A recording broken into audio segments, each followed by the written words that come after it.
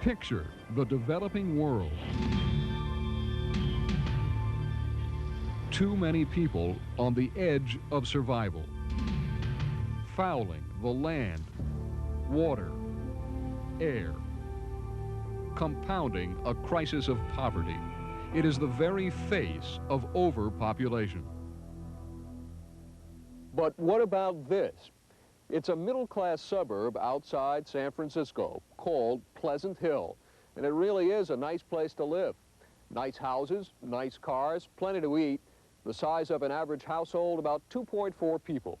Certainly a place like this has nothing to do with overpopulation, or does it?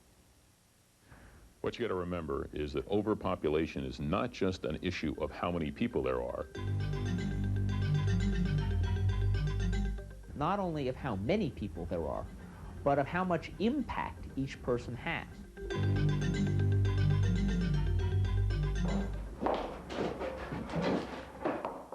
These are the bakers of Pleasant Hill.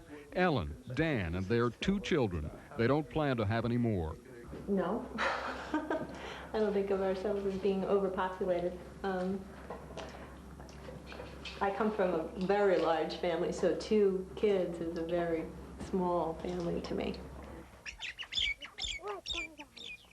These are the Quirals of Gorkha, a crowded mountain village in Nepal, one of the poorest countries in the world with one of the fastest growing populations. So far, Sukuyama and Gopal Quiral have had 6 children, the national average.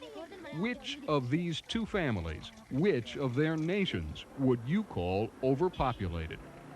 Generally, one can say that the birth of a baby in the United States is on the order of 30 times as big a disaster for things like global climate change, the ozone layer, acid precipitation, and so on, as a baby born in a poor family in Nepal, Bangladesh, Colombia, or wherever. According to the UN, the industrialized world, with only a quarter of the planet's people, uses 3/4 of its energy, 85% of its wood products, 72% of its steel. It also spits out 3/4 of all carbon dioxide emissions, half the damaging greenhouse gases in the atmosphere. The single biggest impact that makes the United States overpopulated is that it's 240 million people driving cars. And 240 million people driving cars are incredibly more damaging to the planet and the environment than 1 billion people who don't drive cars. The Quirals of Nepal don't have a car. The bakers have 2. The Quirals walk to work in the fields and everywhere else they go. The bakers belong to a society literally designed around the automobile. It isn't just the things that's spouting out of the tailpipe of the car or off of the brakes or the rubber that's evaporating into the atmosphere as it drives. It's also, of course, the costs, the environmental costs of building the automobile.